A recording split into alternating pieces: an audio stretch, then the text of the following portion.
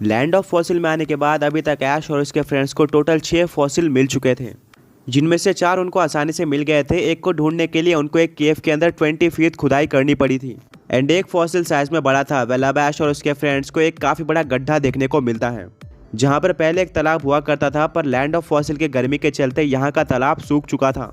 अब ऐश उसी तालाब के अंदर अपने डिटेक्टर मशीन का इस्तेमाल करके फॉसिल ढूंढना स्टार्ट कर देता है। थोड़ा दूर चलने के बाद ही डिटेक्टर मशीन काफ़ी तेज़ आवाज़ करना स्टार्ट कर देती है। ऐश कहता है लगता है काफ़ी रेयर फॉसिल हाथ लग चुका है। ब्रॉक कहता है कि हाँ तुमने बिल्कुल सही कहा। ऐश और ब्रॉक मिलकर कुछ दूर तक खोदते हैं बट उनको फॉसिल नहीं मिलता है। साइना कहते हैं इससे एक बात तो क्लियर हो चुकी है, ये कोई बड़ा फॉसिल नहीं है बल्कि ये उस केव वाले फॉसिल की तरह ज़मीन के काफ़ी अंदर गड़ा हुआ है। तुम्हें अपने पोकेमॉन्स की हेल्प लेनी चाहिए। वेल ऐश और ब्रॉक दोबारा से अपने पोकेमॉन्स को बाहर निकाल देते हैं और सब मिलकर गड्ढा खोदना स्टार्ट करते हैं। वो गड्ढा खोदते जाते हैं और 25 फीट अंदर आ जाते हैं, जबकि पिछली बार वो 20 फीट अंदर आए थे। ये फॉसिल केव वाले फॉसिल से भी ज़्यादा अंदर था एंड अब ऐश, ब्रॉक और उनके पोकेमॉन्स थक चुके थे, बट फिर भी ऐश डिटेक्टर मशीन का यूज़ करके उसी जगह पर एक बार चेक करता है और अभी भी आवाज़ आ रही थी, पर पहले के मुकाबले धीमे हो चुकी थी, यानी कि फॉसिल आसपास ही था। ब्रॉक कहता है यह आवाज़ तो काफ़ी धीरे है, शायद फॉसिल बहुत पास है और अगर हम पोकेमॉन्स का इस्तेमाल करते हैं तो उस फॉसिल को डैमेज पड़ सकता है। हमें आराम से उस फॉसिल को लेना होगा। वेल ऐश अपने इंस्ट्रूमेंट लेता है और एक ही बार गड्ढा करता है एंड सरप्राइजिंगली वहीं पर एक फॉसिल था जो कि देखने में बहुत ज़्यादा यूनिक लग रहा था, बट इसकी साइज़ मीडियम थी। इसको देखते ही ऐश और उसके फ्रेंड्स बहुत ज़्यादा खुश हो जाते हैं क्योंकि ये कोई नॉर्मल फॉसिल नहीं था, ये काफ़ी रेयर पोकेमॉन का फॉसिल हो सकता है। क्योंकि पहली बात तो ये जिस जगह पर पाया गया है वहाँ पर पहले एक तालाब हुआ करता था एंड इसलिए पॉसिबिलिटी है कि यहाँ पर ज़्यादा इंसानों ने फॉसिल नहीं ढूंढे होंगे। दूसरी यूनिक बात यह है कि ये पहले से ही इतना ज़्यादा गहराई में था और फिर उसके बाद भी 25 फीट खोदने के बाद ऐश को ये फॉसिल मिला था। ऐश अपने फॉसिल बॉक्स के अंदर इस फॉसिल को संभाल कर रख देता है। ये उनका 7th फॉसिल था और अभी तक तो ऐश और उसके फ्रेंड्स का फॉसिल ढूंढने का सफ़र काफ़ी सक्सेसफुल लग रहा था। ऐश, ब्रॉक, उनके पोकेमॉन्स उस गड्ढे से बाहर आ जाते हैं और अभी उसी तालाब में दूसरी जगह पर ढूंढते हैं।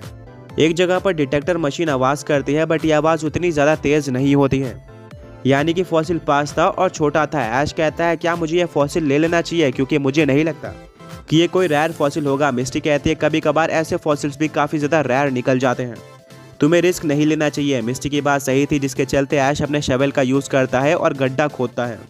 अब वो फॉसिल के काफ़ी पास पहुंच जाता है और जैसे ही वो शवल मारता है वो फॉसिल टूट जाता है और 2 हिस्सों में बढ़ जाता है। ये देखकर ऐश और उसके फ्रेंड्स काफ़ी ज़्यादा डिसअपॉइंटेड हो जाते हैं।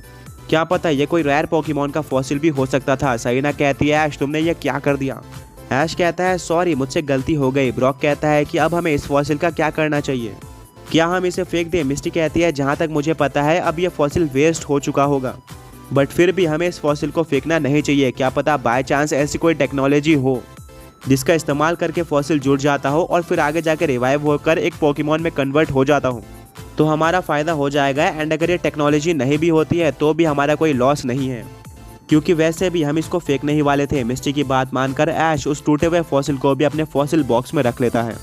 ये उसका 8वां फॉसिल था और बस इतना ही नहीं, उस तालाब के अंदर फॉसिल्स की भरमार थी। आगे जाकर ऐश को 3 और फॉसिल मिल जाते हैं, जिसके लिए उसको ज़्यादा अंदर गड्ढा भी नहीं खोदना पड़ता है। अब ऐश के पास टोटल 11 फॉसिल्स हो चुके थे एंड ऑलमोस्ट उसने पूरे के पूरे तालाब को छान लिया था। साइना कहती है शायद अब इस तालाब में कोई फॉसिल नहीं है, हमें यहाँ से बाहर निकल जाना चाहिए। ऑल्सो अब शाम भी हो चुकी थी तो ऐश और उसके फ्रेंड्स के पास ज़्यादा टाइम नहीं बचा हुआ था। रात होने से पहले उनको आसपास की सिटी में पहुंचना होगा, क्योंकि यहाँ पर कोई भी इंसान या फिर पोकेमॉन देखने को नहीं मिल रहा था। ऑल्सो उनके पास खाना या फिर पानी भी नहीं था। ऐसी जगह पर वो रात बिताना अफोर्ड नहीं कर सकते थे, जिसके चलते ऐश और उसके फ्रेंड्स तालाब से बाहर निकलना स्टार्ट कर देते हैं। ऐश कहता है मैं कुछ और देर तक फॉसिल ढूंढूंगा, बट उसके बाद हमें आसपास के सिटी में जाना होगा। आगे बढ़ने से पहले पिछले पोकी क्विज के विनर्स ये रहे एंड आज का क्वेश्चन ये है कि लैंड ऑफ फॉसिल्स में ऐश और उसके फ्रेंड्स किस पोकेमॉन का फॉसिल ढूंढने की कोशिश कर रहे हैं। अब ऐश और उसके फ्रेंड्स तालाब से बाहर निकलना स्टार्ट कर देते हैं, पर दोबारा से उनकी मशीन आवाज़ करने लगती है।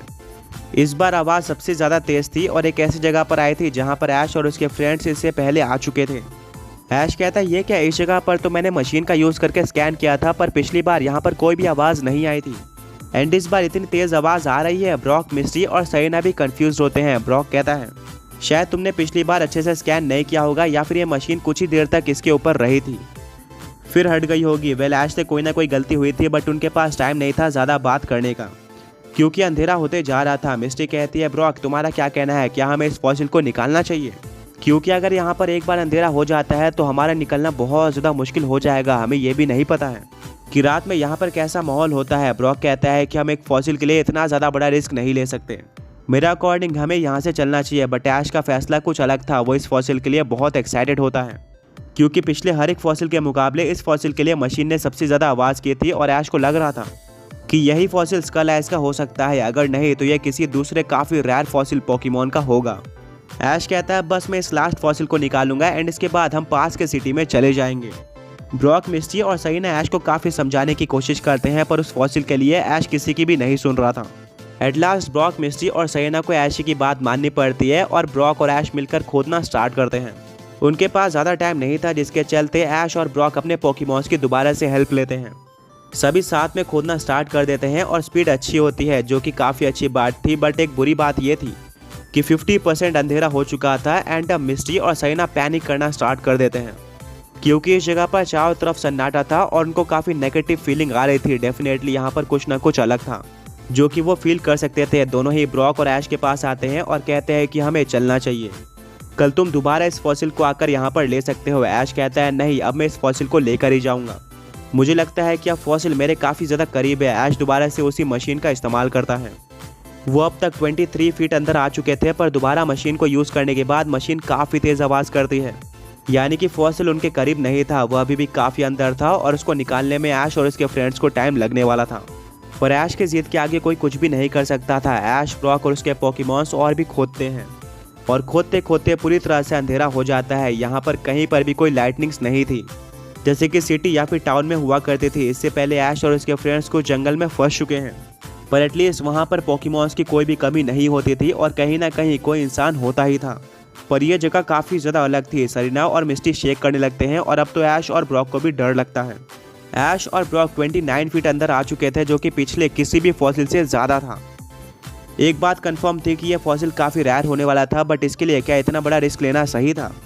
ऐश के अकॉर्डिंग तो ये सही था पर यह बात तब गलत प्रूफ हो जाती है जब पीछे से ऐश और उसके फ्रेंड्स को कोई देख रहा होता है। सहीना पीछे की तरफ देखती है और काफ़ी तेज चिल्लाती है। आखिर सहीना ने ऐसा क्या देखा था?